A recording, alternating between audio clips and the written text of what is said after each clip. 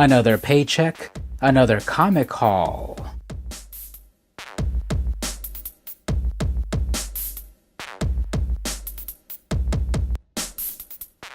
Hey everyone, it's vmcampos, comic book fan.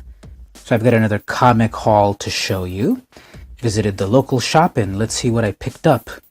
First up is Amazing Spider-Man number 801 with this beautiful, stark black and red cover.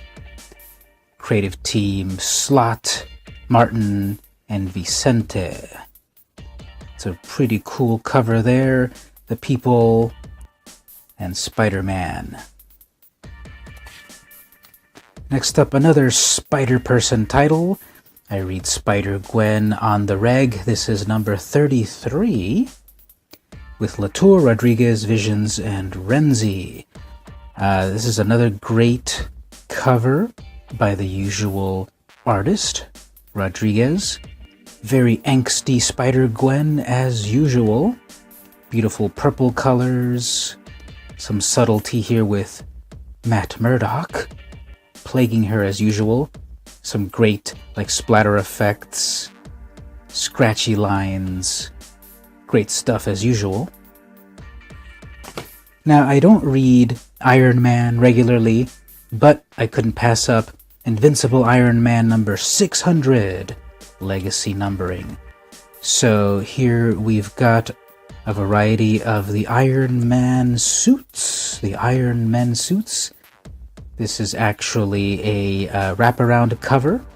I kind of don't like how Mary Jane looks. She looks kind of stoned, I guess. I guess she's supposed to be sexy, but I don't quite get it. But anyway, this is a wraparound cover, so this is cool. Here's the backside. Tony Stark forging in his forge the Iron Man suits. There's Rhodes and Mary Jane, and again, I don't really read this, so I don't know too much about Iron Man. I know that's War Machine. I guess that's the Silver Centurion, the Mark I, Hulkbuster, Iron Man 600. I got this super cute Marvel Rising Alpha number 1 by Grayson, Duarte, and Rosenberg. So we've got the Squirrel Girl and Ms. Marvel cover. So it's just regular cover number 1.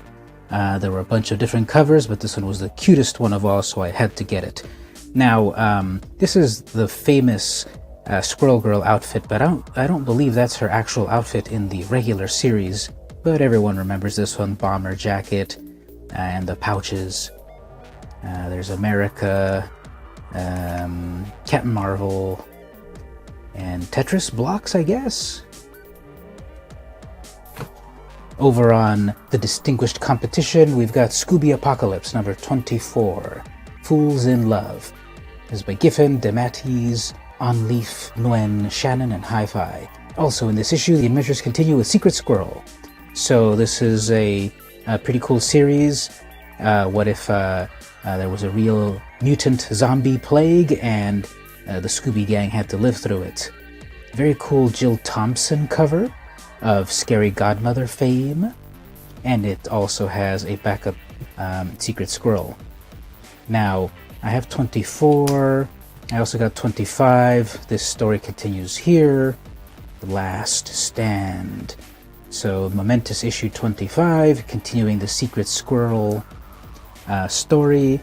This is not a Jill Thompson cover, I don't recall who did this one, but it's pretty epic. But if you want epic, you want this cover. This is number 23, amazing variant cover. I tried to look up who was the artist for this one, but the credits were a little bit too cute, and they didn't really explain who did it. But look at this. This is freaking epic. There's like a zombie Scooby. Well, everyone's a zombie. Well, he's a Frankenstein. Frankenstein's monster. He's some kind of elf or whatever. So, Scooby, Shaggy, Velma, Daphne, Freddy, they're all like zombified. Love this cover. I need it on my wall. Over at Image, I picked up The Walking Dead number 180, conclusion of the New World Order storyline, and a 15-year anniversary. Now this variant cover is from the series of covers they've been doing in the last 6 issues or 5 issues with Bill Sienkiewicz. Amazing, haunting, realistic, disturbing art that he's been doing. There was Rick, Michonne, the Governor, Carl, Andrea, and now Alpha. This just jumped out at me at the shelves, and I have all the other ones, so I just had to have it to continue it. This is just WTF amazing. Who's Alpha? Well, you must be then an AMC TV watching Walking Dead fan and not a comic fan, so get the f*** out of here, you f***ing scrub. Comics forever. Modern Fantasy number 1 from Dark Horse Comics. This was so funny, so cute. It's a slice of life story about, what was her name again? Susan or Sue or something. She lives a humdrum job in a fantastical world with Lizard Wizard and what's that guy's name? Brockdar, I think. And she would rather be anywhere else like adventuring, but she's got a boring office job. If the art looks familiar, that's Kristen Goodsnook. She was the breakout sensation from Hench Girl a few years ago, and here she is at Dark Horse. So highly recommend this book. It's going to be on my podcast soon. Bigger review about it. Very funny, young adult, mature sort of things. Totally recommended. So I haven't read this one yet. This is Portal Bound number 0 from Aspen. 15 years of independence. Aspen Comics for you by us. It's only $1.50, 0 issue. And I don't really know what it's about, but it seems to be another sort of like fantastical adventure, young adult sort of thing. Cover looks cool. Can't wait to check it out. This is interesting. This is Swashbucklers. The saga continues, number 1. A little bit of back history. Swashbucklers was originally published in the 80s, early 80s, independently, and then became part of Marvel's Epic imprint in the 80s, long extinct. They were also an early Marvel graphic novel, back when their graphic novels weren't trade paperbacks. They were their own stories. Perhaps the most famous one is The Death of Captain Marvel and the X-Men God Loves, Man Kills. But anyway, there was the Swashbucklers. They had like 13 issues in the 80s, from like 83 to 84 or so. I never read it, but I kind of know a little bit about them. And here they're kind of rebooting that series. None of the original creators are involved, I believe. For example, Bill Mantlo, who was co-creator of the original series, whom I believe has passed on. Correct me if I'm wrong in the comments. But Mr. Mantlo also co-created Rocket Raccoon for Marvel. So they've brought back his creation. This is over at Dynamite, not at Marvel. So this will be interesting to read with the new team of Guggenheim and Muti. Same logo as the original 80s Swashbucklers.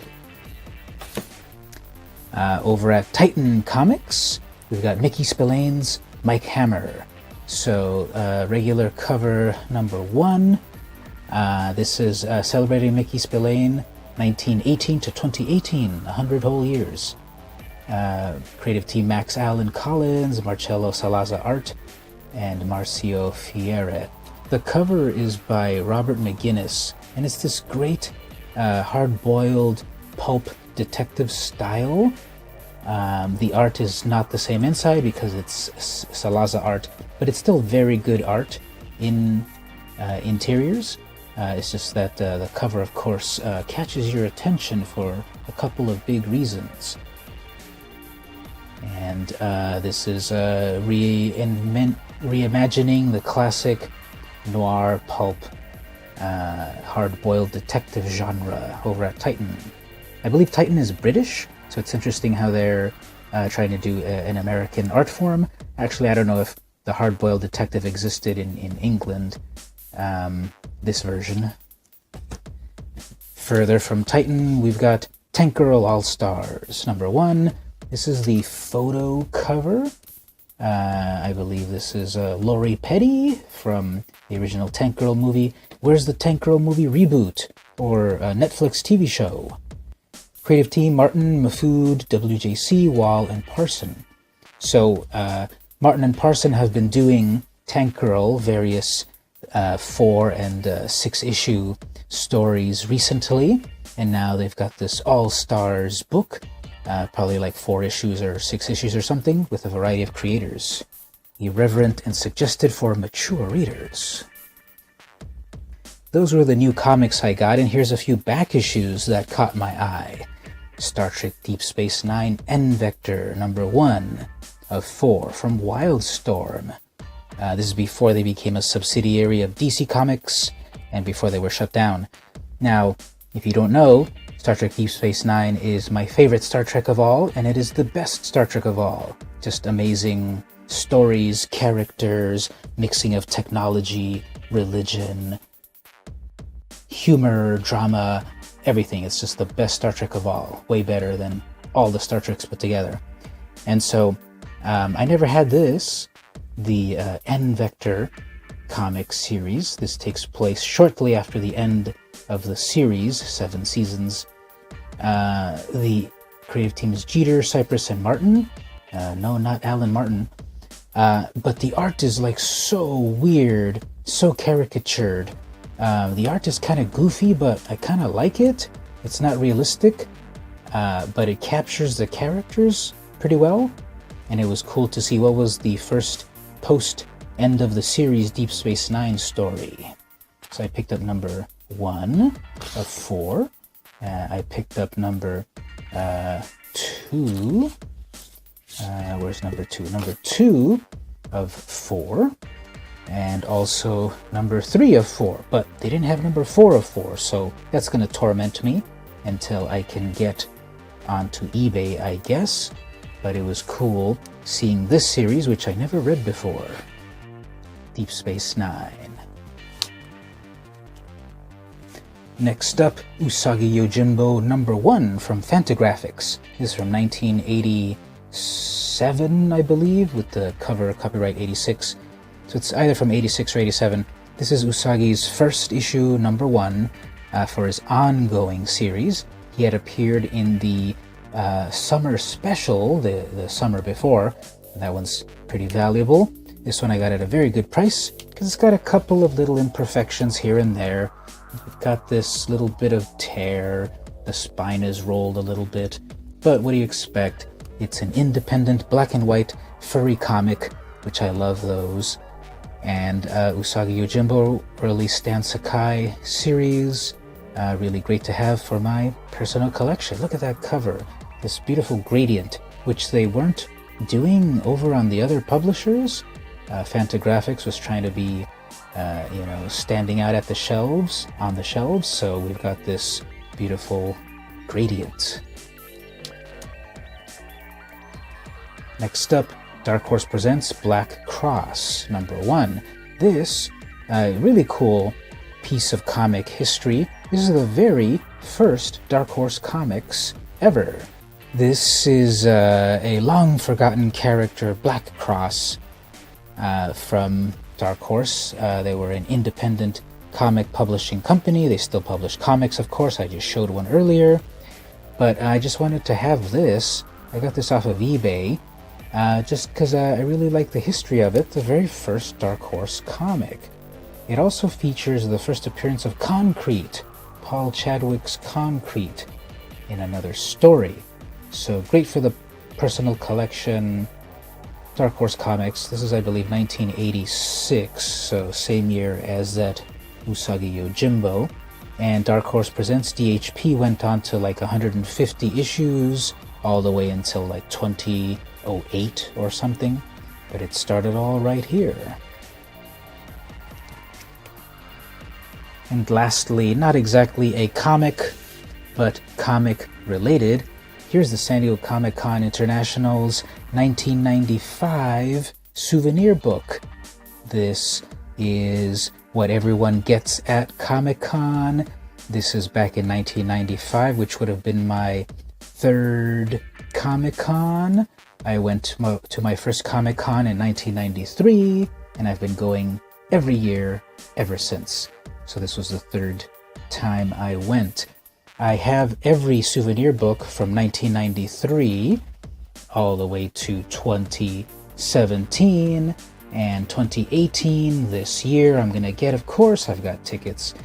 So this was really cool because it completes my whole run. Oh, look at that Jim Grote art from back in the day. And it's the souvenir book with a variety of articles and art, fans and pros putting in some art to commemorate the 1995 San Diego Comic-Con. So very cool, blast from the past. Part of my collection now. So to recap, I got the San Diego Comic-Con 1995 souvenir book. Dark Horse Presents #1 from Dark Horse Comics. Usagi Yojimbo #1 from Fantagraphics. Star Trek Deep Space Nine N-Vector #1, 2, and 3 from Wildstorm. Tank Girl All-Stars from Titan Comics. Mickey Spillane's Mike Hammer #1 from Titan Comics. Swashbucklers The Saga Continues #1 from Dynamite. Portal Bound #0 from Aspen Comics. Modern Fantasy #1 from Dark Horse Comics. The Walking Dead #180 from Image Comics, variant cover. Scooby Apocalypse #25, 24, and 23 from DC Comics. Marvel Rising Alpha #1 from Marvel Comics. The Invincible Iron Man #600 from Marvel. Spider-Gwen #33 from Marvel. And The Amazing Spider-Man #801 from Marvel. So that was my comic haul. See anything you like? What about some suggestions? What should I be reading? What's your favorite series going on at the moment? If you liked this video and want to see more cool stuff and you want to contribute, head on over to patreon.com/vmcampos. For as little as $1 a month, you can get access to exclusive content, and it helps keep me going. That little dollar goes a long way. I think it's worth it. This has been VM Campos. See you in the Spider-Verse.